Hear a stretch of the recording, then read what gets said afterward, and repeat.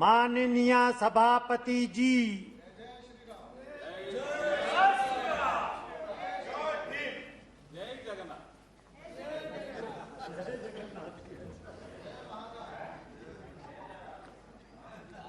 Honorable members, the matter under Rule 377 shall be laid on the table of the House. Members who have been permitted to raise matters under Rule 377 today and are desirous of laying them may personally hand over text of the matter at the table of the House within 20 minutes. Only those matters shall be treated as laid for which text of the matter has been received at the table within the stipulated time. The rest will be treated as lapsed. Honorable Minister to reply.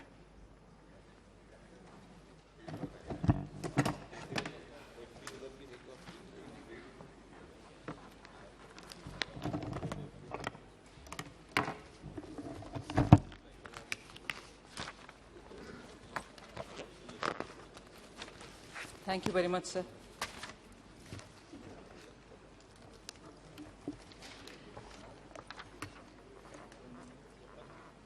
From yesterday, we've had this discussion on the chartered accountants, cost and works accountants, and the company secretary's amendment bill. The Minister of State has been seated in this House following the debates, whilst unfortunately I couldn't be here as I had a reply to give on the finance bill in the Rajya Sabha. It was a longish reply in Rajya Sabha. Is that so? Thank you. But there was also very interesting in detailed discussions, sir. So I thought it only right that I give reply for the issues raised by the honourable members. And so is the spirit of the discussion on this bill here since yesterday, and I'll seek your indulgence for giving a bit of an elaborate reply, because many of the issues have been raised in great detail and calibration. So permit me to be a bit elaborate on my reply. So the current set of amendments for not just one of the institutes, but for three simultaneously. The Chartered Accountants Institute, the Cost and Works Accountants Institutes, and also the Institute of Company Secretaries are being brought in as a consolidated one set of amendments, as one amendment bill. Let me start by addressing that concern which was voiced by one of the members, that how come you're bringing all the three together? Are they going to be governed by all the three together as one act? No, sir, there's no proposal at all to have a single legislation for all the three institutes. They will be governed as they are governed now by their respective acts. There are three separate acts, and they will be governed by the three separate acts. there will be a coordination committee headed by the Please. Sir, so they will be governed by their respective separate acts, and this is just a consolidated amendments bill. And why should it be in one bill? Because largely, while the acts are separate, three different, they are worded, and the spirit of the flow of the acts are comparable, and therefore the amendments which are brought in so that there is a greater comparability between the functioning of the three, the amendment is being brought in as one separate but one integrated bill. And these amendments have not been brought in as it is without much of a work. Quite some time, different committees have gone into it. Particular and the most recent one being the Meenakshi Datta Ghosh Committee, which had come up with several recommendations. It was formed in 2017, sometime in April, and which had given its recommendation by 2017, September itself. And many of these recommendations given by the Meenakshi Datta Ghosh Committee, with minor tweakings, have been brought into this Act. So why is it that we're bringing it now? And of course, after quite a lot of consultation, is in the last 8 years, we've witnessed considerable change, progress, growth, and also economic development, with a lot of legislative support coming in to make it easy for companies, both for entry and for exit. The IBC code, and periodically amending the IBC code. As you know, this House is quite aware that we've come periodically to amend the IBC Act, and also to make it sure that IBC Act or the Companies Act, which also went through quite a few amendments, and the LLP Act, all of them represent the rapidly changing economic profile, and also making sure there's more space given for LLPs, for instance, under which come the startups and so on. So, since the LLPs are also gaining a good space in the economy, it was necessary for us to have a robust audit certification from the professionals. Now, it is also important that audit certification and also the quality of audit, therefore, will have to be kept in mind and improved so that there is a favorable investment climate in the country.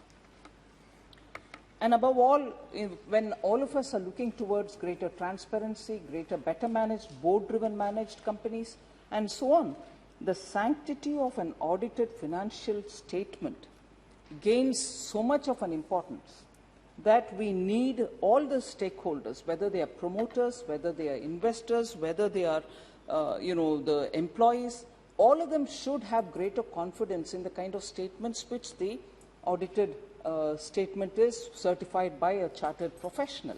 And therefore, at this time, if there is a necessity for reviewing the SR, the self-regulatory kind of a mechanism with which most of these institutes function, we are only doing it because we'll be globally aligning ourselves. Most of the countries, whether it is the US or the UK or Australia, Canada, South Africa, all of them have such systems. In fact, in the United States of America, every state has its own body, and not just one, there are many bodies within that, and the governor of the state appoints many of these members who regulate these bodies and so on. So the world has moved further and further away to have a greater, transparent, accountable, and also a process in which everybody sits in to judge and also to see how the functioning happens. And therefore, at this time for India to look at how these three institutions can be, because they are very important pillars of corporate governance, especially together with the board of a company and the management of the company, this would be the third most important pillar for greater professionally managed and efficiently managed companies. And that is why we need to have these amendments brought in because also from 2006 globally, you see an international awareness and also a body which now has come together of independent regulators, and it is a big forum. The International Forum of Independent Regulators is also now coming to say what are the guidance that globally we can give to each other, which are the best practices which can be adopted. And therefore, we have thought it fit that at this stage we come up with this consolidated amendment bill. I understand also that concerns have been expressed by members if this is going to compromise the autonomy of these institutions. And in particular, if the coordination committee which is coming in will change the way in which the independent functioning has been affected all these years, will that get affected or will that get compromised? I want to state up front, sir, that there is no proposal here or no intention here to impinge upon the autonomy of these three institutions. Not at all. There is no proposal, not even a faint intent to dilute the autonomy of these three institutions. The three institutes at present are responsible for all the functions concerning the qualification, licensing and regulation of their conduct. And they will continue to perform those functions. Let this be recorded. They will continue to perform those functions. As regards the fee from the students, and the institutes had earlier also the full powers, that is also not being touched. So even that will continue. In fact, the council is being given full autonomy to decide fee as regards registration of members and certificate of practice. At present, to increase the fee for registration of members and certificate of practice beyond a limit prescribed in the Act, approval of the government is required. But this is being dispensed with.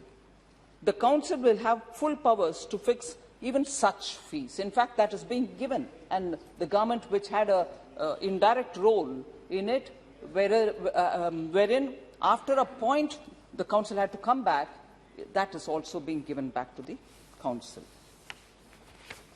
The Council will also be continuing to administer the funds as per the provisions of Section 18, and there will be no government role in that as well.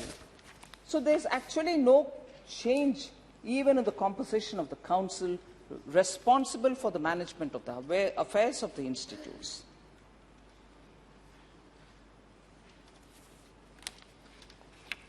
What about disciplinary mechanism?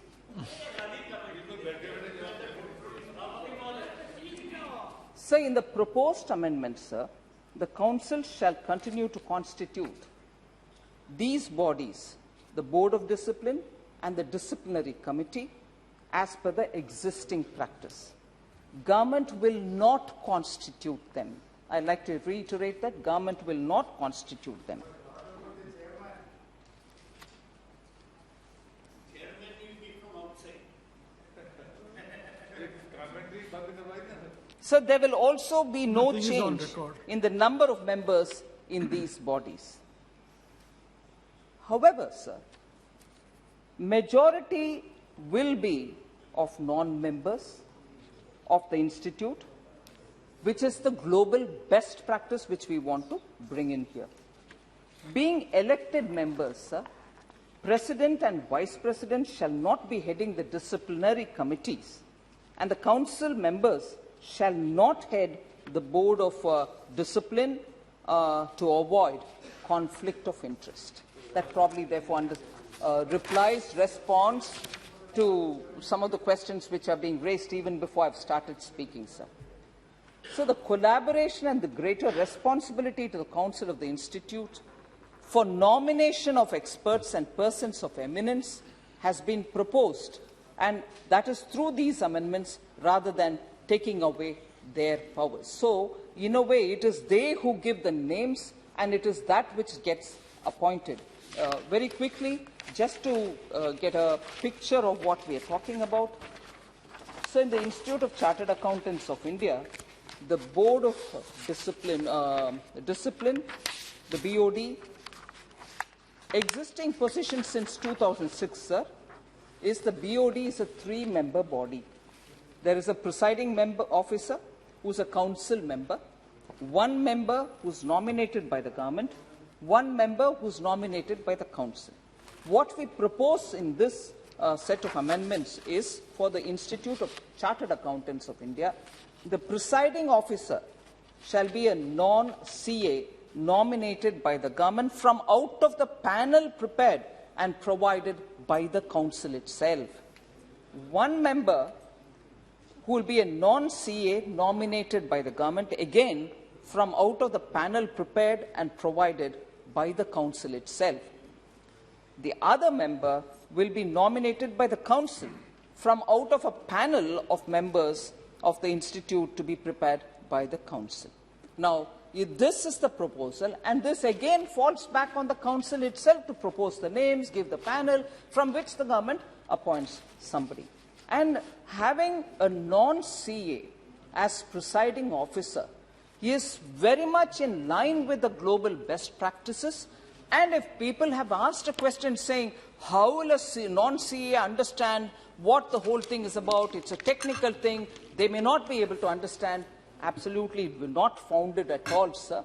these doubts don't have a basis, because everywhere else in the world, a layperson sits as a chair while the other members are all CAs, and they can always guide the council or the BOD to take a call. And this brings in greater transparency, a greater fresh outsiders approach to the issue.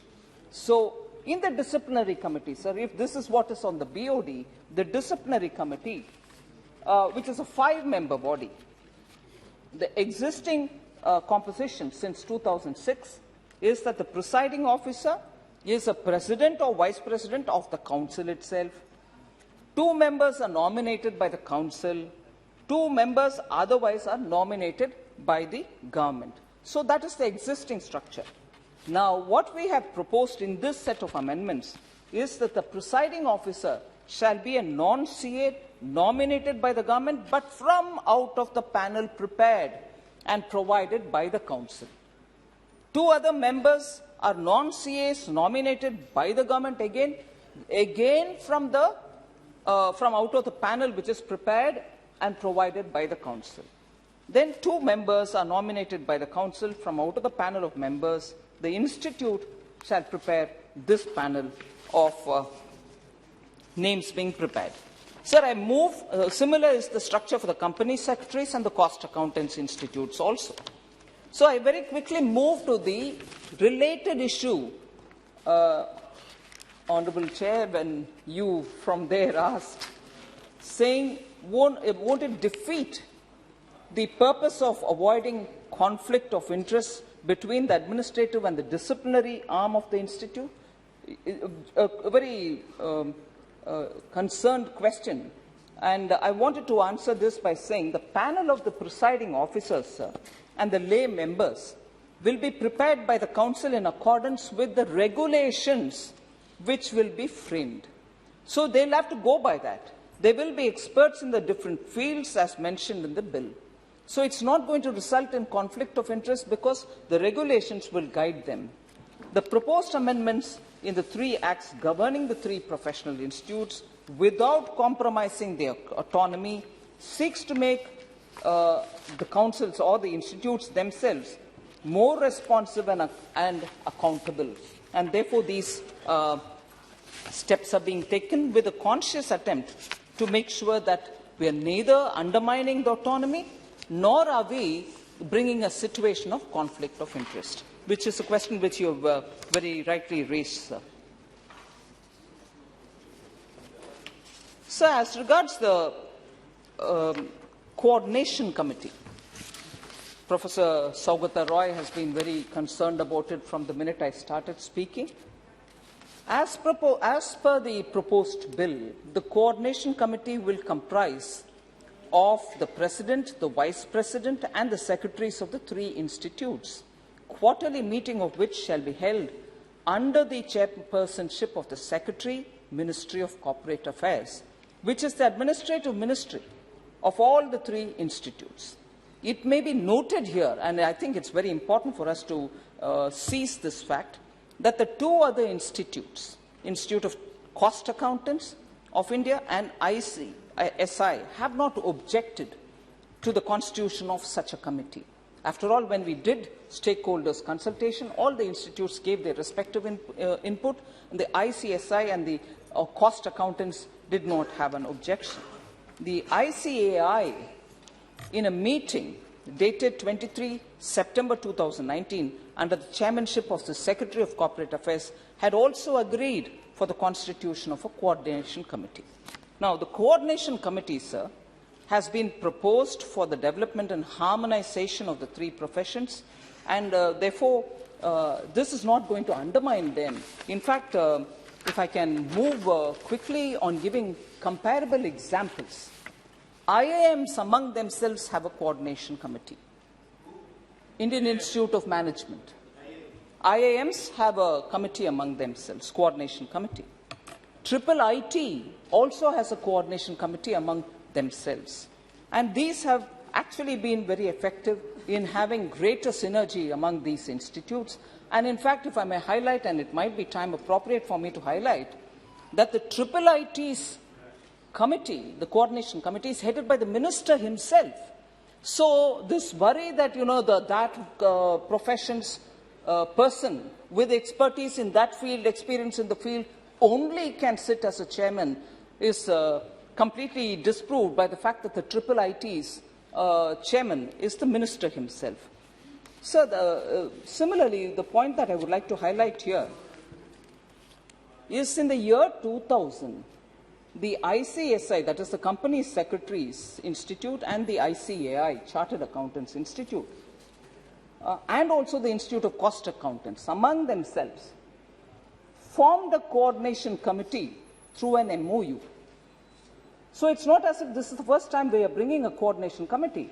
In the year 2000, through an MOU, these three institutes formed a coordination committee, but it has not just taken off. Actually, the absence of coordination is what is standing out, despite this having been formed in 2000 through an MOU. So, and again, to highlight for the reference of the honourable members, coordination committee will not be issuing directives at all. It is more to manage the funds of the institute and other things, which people tend to doubt if there will be a direction given by the coordination committee about how resources will have to be used. No, not at all. It's not going to be doing that. And therefore, that aspect, the governance and the management of the resources of the institutes are going to be governed by Section 18, which is the practice which is existing now. Also, sir, a non-standing committee. For us who are constantly referring to standing committee in the Parliament, this expression was a bit of a discomforting one for me, but that is it. It is called the non-standing committee of a particular institute which has been proposed by the ICAI, saying you can have a particular institute having a non-standing committee and have this taken care of.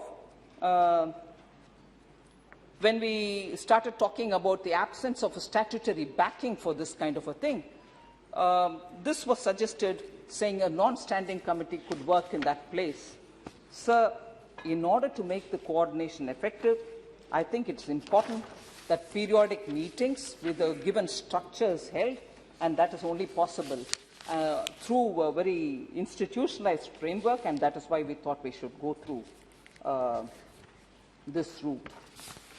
So there, I move slightly to a different issue, sir, that again, on the composition of the BOD and the DC has been repeatedly raised by all members. I think the global best practice is something which I already mentioned. Globally, the conduct of chartered accountants, particularly who are auditors of public interest entities being those which have a certain stipulation, if I can just go to state them in specific. What are public interest entities, sir?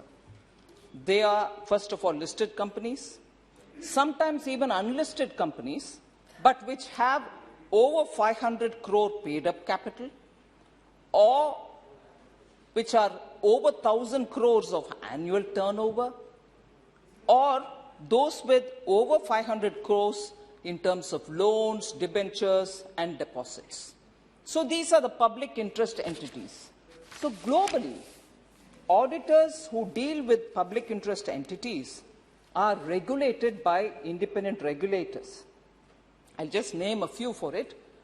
In the United States of America, it's the PCAOB, the FRC in UK, the ASCI, the ASCI in Australia, the IRBA in South Africa, the CPAB in Canada, all of whom are independent regulators.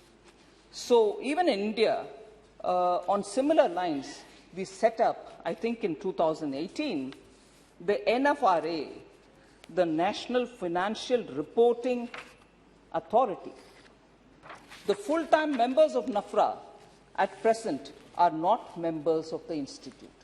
So if NAFRA, which deals with auditors of public interest entities, both listed and unlisted because of the size of the operations, the proposed amendments which aims to bring that independence and autonomy with members who are not members of those institutes also becoming a part of the disciplinary committee, I think we are only matching ourselves with global best practices. And there's nothing to worry if we are undermining our institutions. On the contrary, we'll be strengthening them because greater independence, greater transparency, and greater outsider looking into the affairs of the bodies.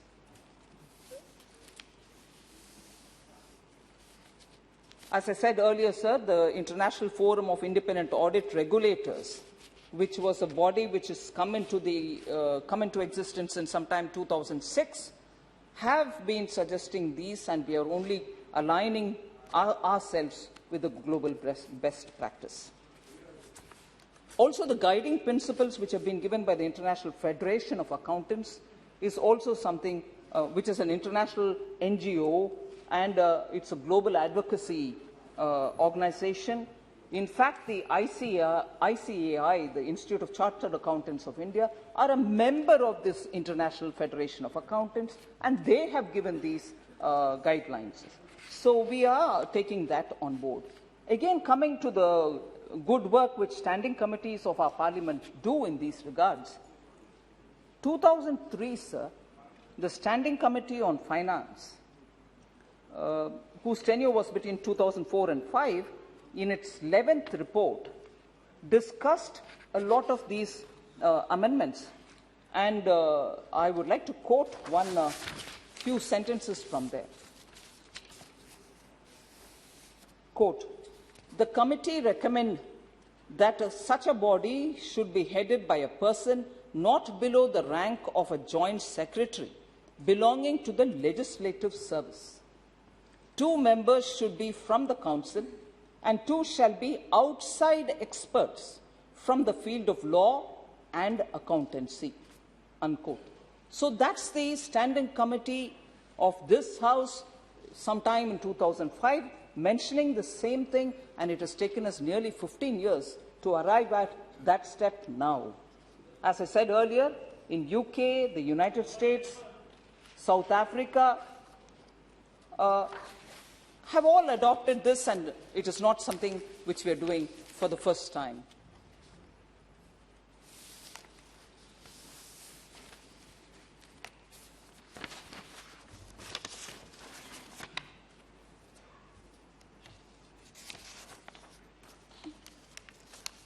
So there were questions raised about why a complaint pending completion of inquiry is being kept in public domain, which is also going to be enabled now.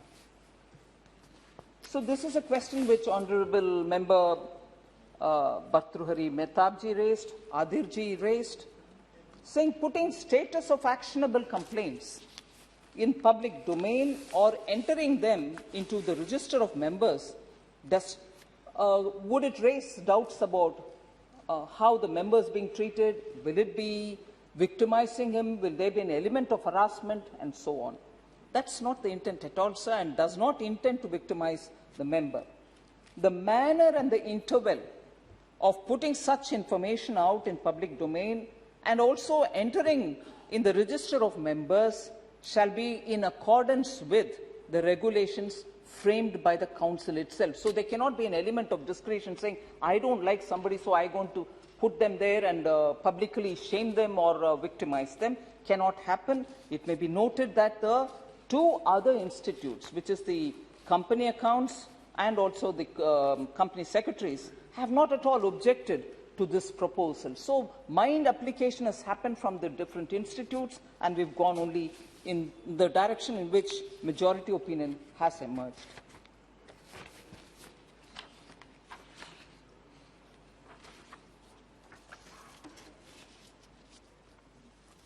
So the rationale for provision of audit by a panel of auditors maintained by CNAG was raised by Honourable Member Supriya Sule. She questioned as to why this should happen. Sir, at present, the ICAI, as per the provisions of the existing Chartered Accountants Act, the Council may appoint any auditor to audit its own annual account. And in this proposed amendment that we are bringing in now, we have provided that the Institute will appoint an auditor from a panel of auditors which is maintained by the constitutional authority, which is the CAG.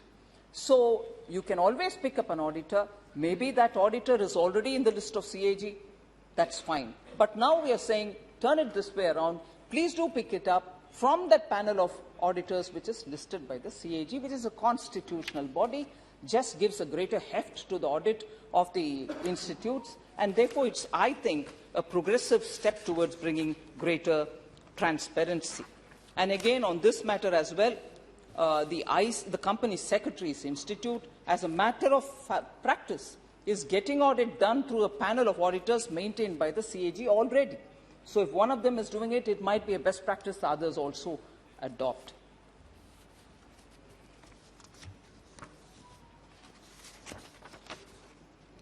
So there were legitimate concern about why the term of the council members, the Chartered Accountants Council, is being reduced, whether it would limit the chances of others and so on. Just for the clarity, sir, at present the term of the council of the Chartered Accountant, ICAI, is for 3 years, and a member can remain a member for another 3 consecutive terms, which means a total period of 9 years. The ICAI has been demanding to increase the term of the council for a long time. They've been asking for it for a very, very long time. Further, the term of the council in the Company Accountants of India and the ICSI is already 4 years. It's already 4 years. The provision in the CA Act for the ICAI is being aligned with the rest too. So while the term of the council is being enhanced to 4 years from 3 years, the term of a member is being restricted from 3 terms to 2 terms. So in the place of 9 years, which he was otherwise entitled in the present dispensation, a member can remain in the council only for 8 consecutive years. So 2 terms, 4 plus 4, 8 years, substantial time for doing great service and reform.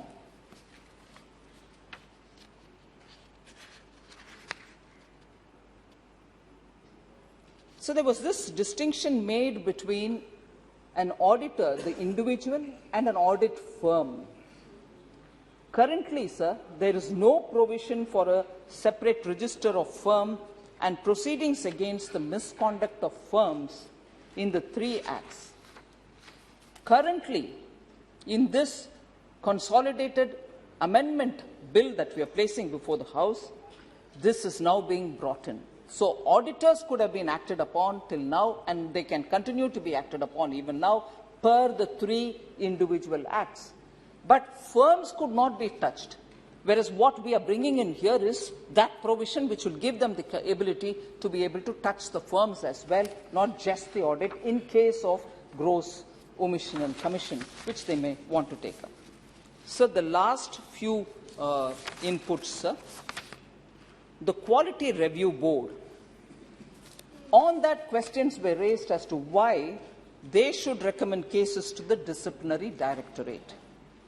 I think it was Rahul Shevale-ji who raised this question. I can't see him here. So ICAI, during consultations, wanted this provision. In course of review of quality audit reports, sometimes the QRB comes across irregularities in audit reports. Through this amendment, the QRB may refer such matters to Disciplinary Directorate to proceed against members of such auditors. So it is a provision which gives one more window for recommendation from the QRB for action to be taken. So I think it was member, I can't see whether he's here, Thomas Charikadan. Oh, yes, sorry. He had raised this question, sir, about bar councils and also these institutions now which are getting regulated. Is there a comparison of the disciplinary mechanism of the institutes like Bar Council, Council of Architecture, NMC, and so on? Sir, bar councils are not a monolith body. Since there are multiple state bar councils, having disciplinary committees in each state, unlike the chartered accountants, cost accountants, and the CS institutes. So multiple bodies exist already in them, not here. Moreover, these three institutes are performing all the functions together, including students' registration, enrollment, conduct of examinations, registration of members, licensing and regulation of their conduct. Unlike the legal profession where multiple colleges exist, they can recruit, enroll students, train them, put them on, and then they become the member of Bar Council. Whereas here, that function, inclusive of profession, inclusive of discipline, everything is done by this one monolith. That's the essential difference, other than of India is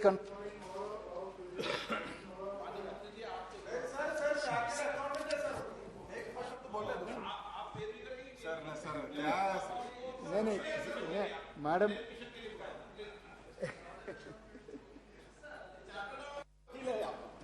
So the Council of Architecture, sir,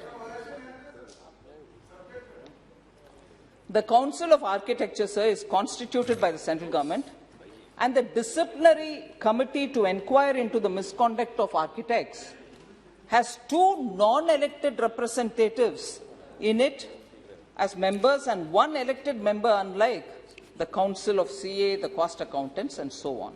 So it already has that provision. Further, sir, the NMC Act, as was discussed above, prescribes for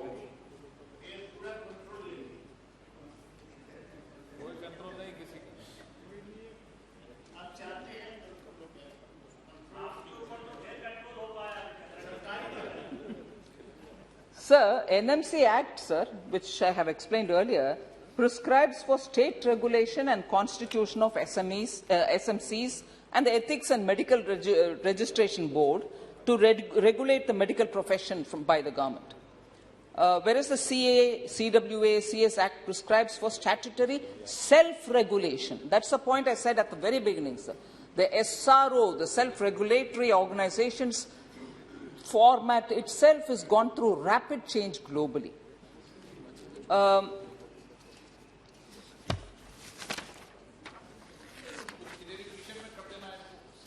Sir, sure. So, there's this very legitimate question that CA firms should be aspiring to be big. Global Big Four is there. Can India not have a equivalent of a global Big Four? Honorable Prime Minister himself has been, while discussing with the institutions, engaging with them, saying, is it not possible for India to aspire to have one in the Big Four? So the government has enabled institutes, sir, to enter into mutual recognition agreements and MOUs of institutes from various different countries through various cabinet-approved approvals. The amendments like registration of firms will allow the audit firm to grow. So we have enough facility and provisions which we have brought in, wherein the big global firms can also be matched up by Indian firms which can come into play.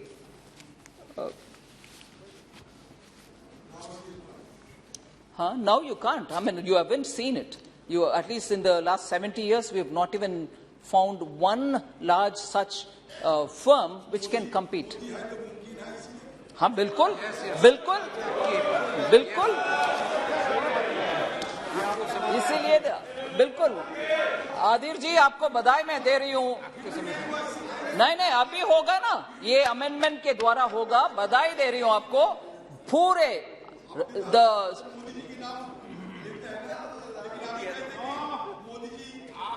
कोई जवाब मत दीजिए आपको आपका बोलिए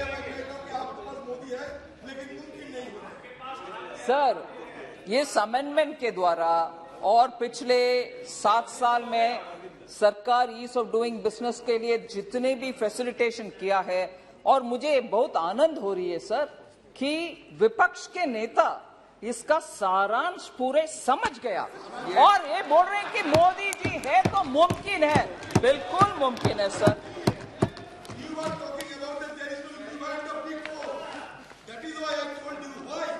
So far as your contention is that where is Modi there is all. Even so, you don't have any. माननीय मंत्री जी, आप उनके भाषण में अपना बोलते रहो ना, आप उनके वक्त पे क्यों सुन रहे हैं? नहीं, आप मैंने उनको अलाउ नहीं किया है अभी, तो आप क्यों? नहीं, आपकी सलाह की आवश्यकता है क्या? आदिर जी के आवाज के लिए माइक की जरूरत नहीं है sir.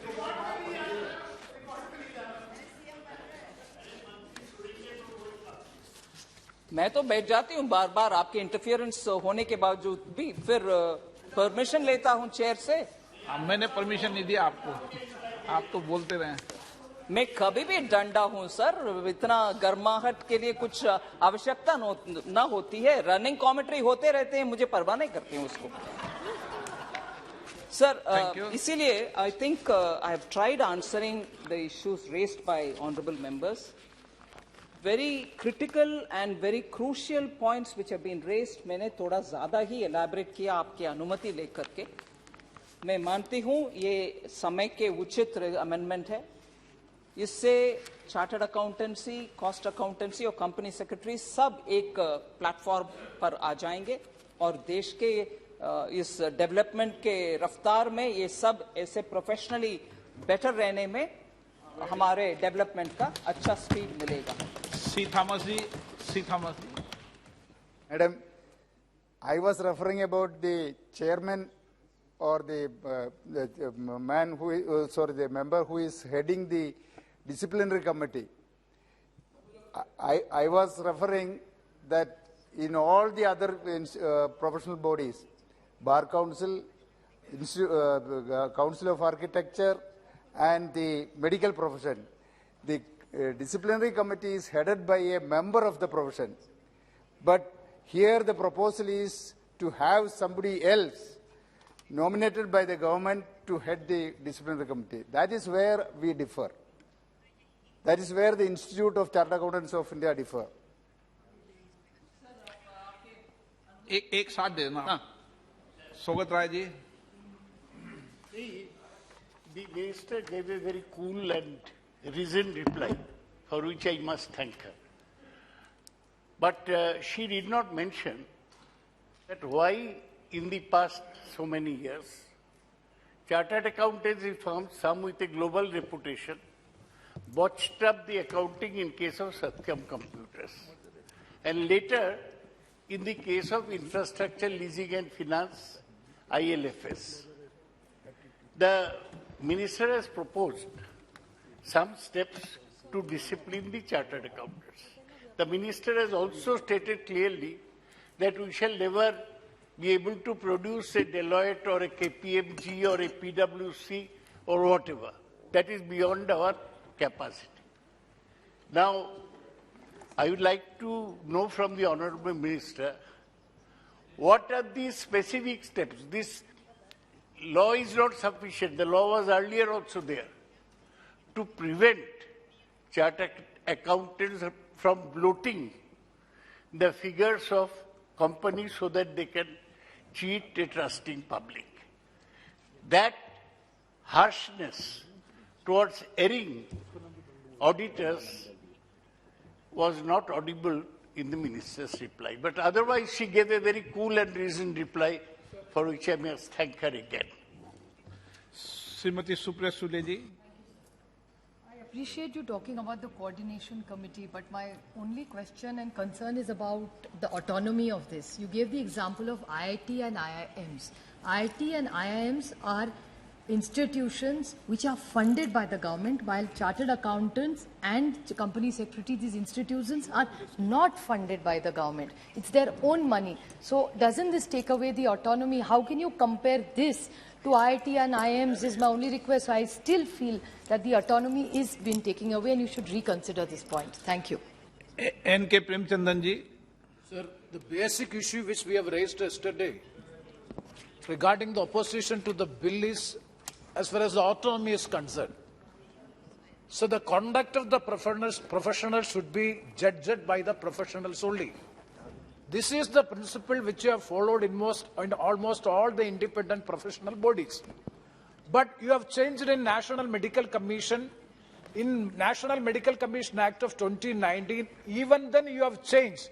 There also the majority of the disciplinary committee belongs to the profession, doctor's profession.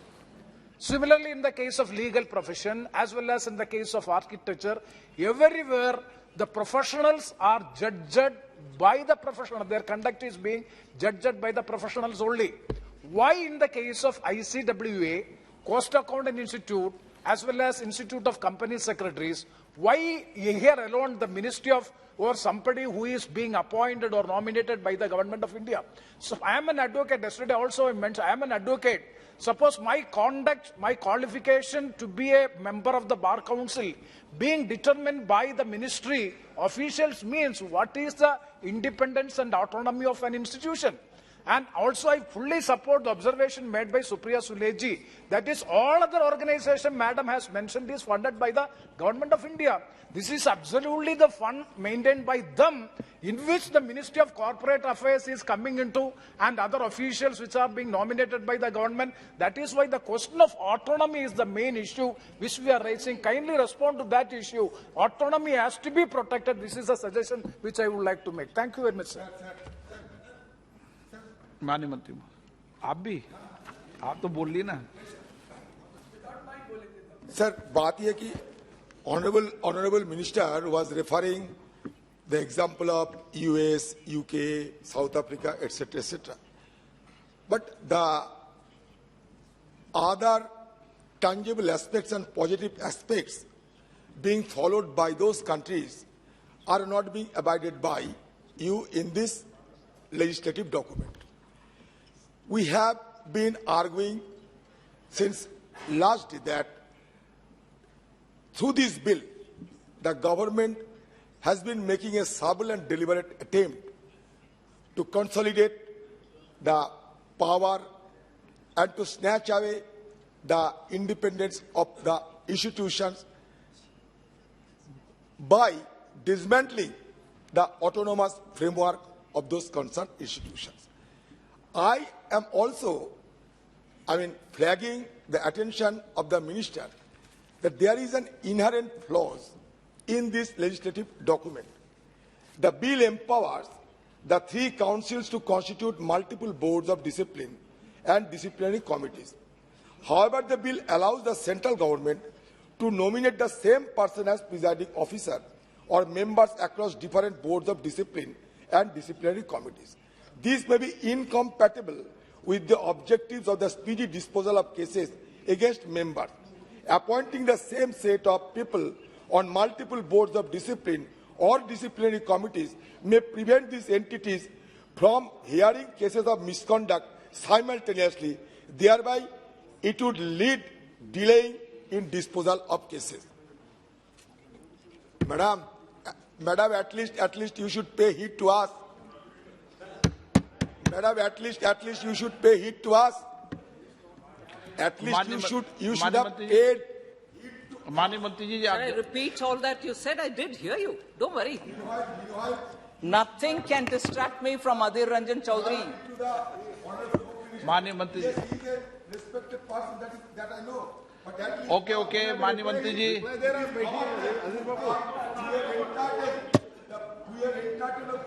माननीय मंत्री जी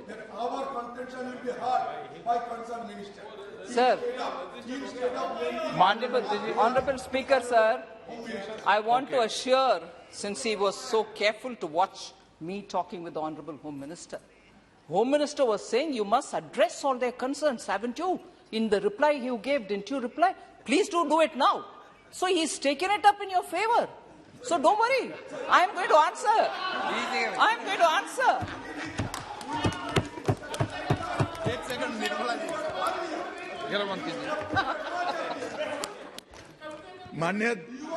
माननीय अध्यक्ष जी अधीर रंजन जी माननीय अध्यक्ष जी मैं माननीय वित्त मंत्री जी से व्यवस्था की ही बात कर रहा था। मैंने बोला बिल के प्रावधान पर इतने सारे सदस्य चर्चा के समापन के बाद अगर चर्चा कर रहे हैं तो क्या आपने इसका रिप्लाई नहीं दिया है? तो इन्होंने कहा मैंने तो रिप्लाई दे दिया मगर शायद इन्होंने सुना नहीं है तो मैं फिर से दे दूं। माननीय मंत्री जी ये आप बाहर थे, आप नहीं थे Danish.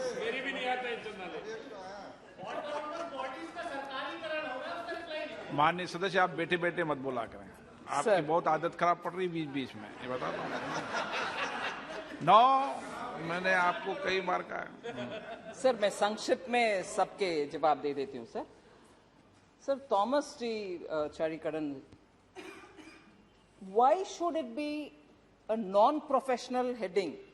It's not the case in any other. But I think you also drew the reference. But the National Medical Council, I think the amendment was done in 2019. Medical Commission, thank you, Professor, has a non-member. So that is not to worry at all. And non-member is not going to undermine the professionalism. But certainly through this amendment, we are matching up with the global best practices where outsiders, which I've explained during my answer. So, Professor Saugata Roy, in his typical style, saying ILFS happened, what is the experiences of ILFS, Satyam, you name it. I'll give you as many examples, where some of the big companies have been involved. Action has been, in a slow and steady fashion, being taken. But even there, a lot is left for all of us, thinking it's not up to the mark, more should have happened. Actually, regulatory bodies have not taken enough steps. It's a thought which all of us share.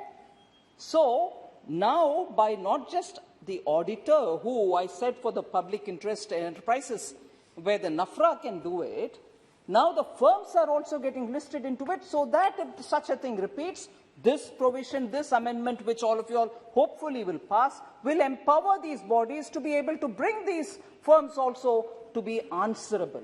And that is why this step is being taken. We are not letting firms move outside of the realm of regulation. This will bring them on board. So no such ILFS-like repetitions will happen. But in case, unfortunately, it happens, action on those who are certifying the accounts, be it a firm, be it an auditor, will be taken. That is the provision here.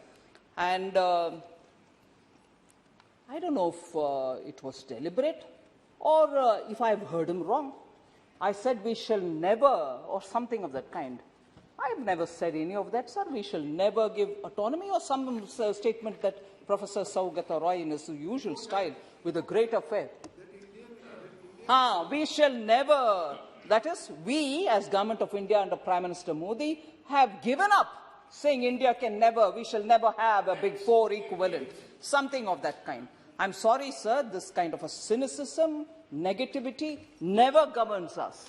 We are hopeful that India will certainly have a Big Four equivalent company, and these kind of amendments that we are bringing are going to facilitate that. And I'm sure Professor Saugata Roy will make sure that in Bengal there will be a good set of auditors who will have firms enough to grow to that size and that quality. I think your energies will be very much required in that direction. So then, Honourable Member Supriya Sule again questioned about autonomy, but I think that comparison is not right. It is, after all, their money. No, madam. If the Parliament of India hadn't passed the Chartered Accountancy Act and given them the authority, like the way Indian Institute of Management, Indian Institute of Technology are all given the authority with autonomy, unless that is given to them, they wouldn't be enrolling students, through which and through the fees that they earn, they have the corpus building up. So what is theirs? They have not put any equity capital into this firm. The Chartered Accountancy Institution is a result of the Parliament's Act. And that has given them all in one basket to enroll students, to train them, to certify them, and then to keep them in as a member to run the practice. All this is enabled by this House. So the money, like the way IITs raise, is a money enabled because of the Act of the Parliament. So please, otherwise you wouldn't have the ability to run the place.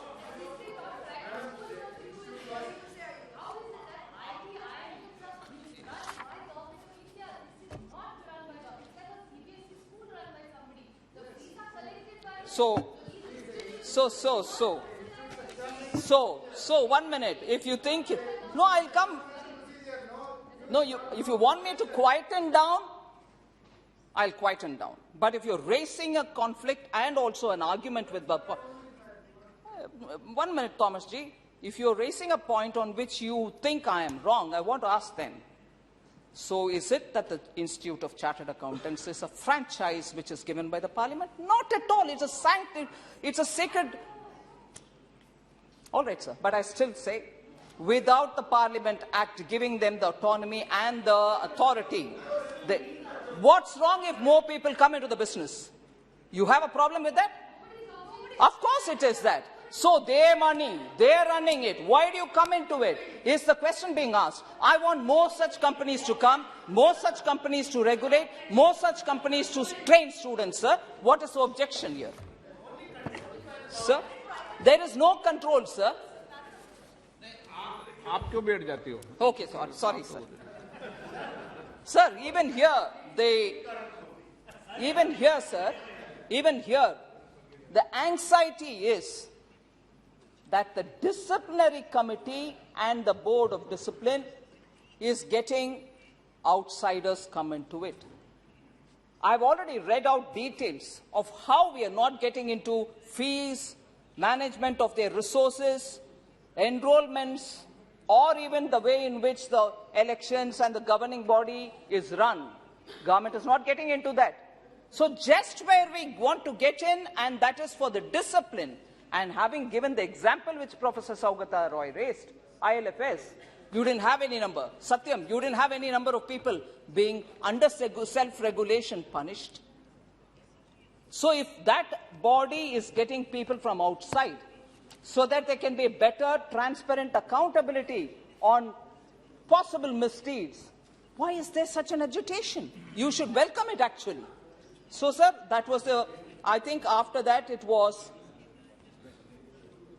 Adhir Ranjanji saying, N.K. Premchandranji, who also spoke about the autonomy, the conduct that the judgment is being made on the conduct of the members by outsiders.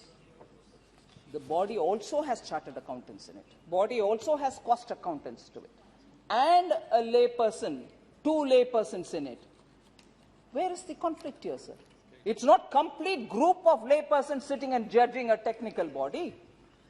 Just the entry of 1 or 2 is so agitating. Why should it? So, the judgment is first of all a wrong word there. It's a question of deciding on the discipline. And in that, laypersons are also being brought in who are professionals in their own areas of activity.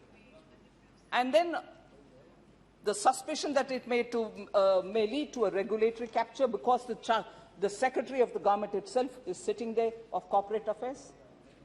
Sir, we can always infer many things out of everything. Total autonomy was given for self-regulation. And we have honorable members themselves saying, after ILFS, no action. After Satyam, no action. After every big collapse, no action. So self-regulation, has it worked? It hasn't. Global best practices say it hasn't. And therefore, we need to have, I think the RBI is doing a good job there, sir. Don't worry. He's the regulator for the bank. Thank you. प्रश्न है कि विधेयक पर विचार किया back जाए. again, sir, they have come to their own pals for whom they gave loans. UPA's time loans were given to all these people, Choksis and Modis, who we are chasing and bringing back today. So Adhir ji, back again, don't talk about it. I'll be tempted to talk about the damads and jijajis to whom you've given loans. So please don't tempt me to get back to that.